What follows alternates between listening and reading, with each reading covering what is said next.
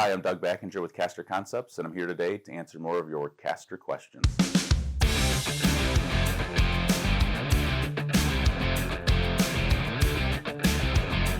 So a common question we get with heavy-duty applications is, I'm moving my cart, my dolly, my transport unit over uneven terrain.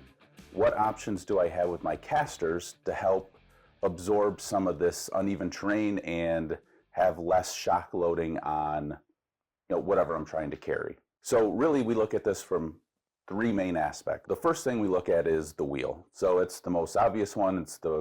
Has the widest variety of options, and frankly it's the most tailorable option to your application. So for wheels, say you're going outside, you have uneven terrain, you have potholes to navigate, different surfaces. You want to go as big in diameter as possible, and you also want to consider having a thicker tire of a softer material like a rubber or a urethane. So the second thing we look at is oscillating axles. So an oscillating axle has a center pivot point in the caster and allows the wheels to move up and down, basically a certain amount, a certain degree, to help navigate some undulations in the ground.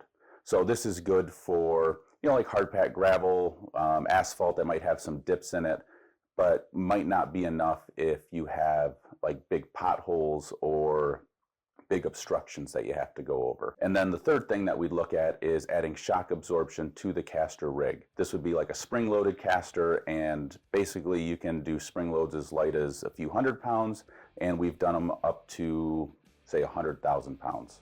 And in some applications, depending on your payload and what you're carrying and how much shock you want to absorb, you may have to incorporate all three. You may have to use a large diameter wheel with a soft tire, you may have to use an oscillating axle, and you may have to add shock absorption.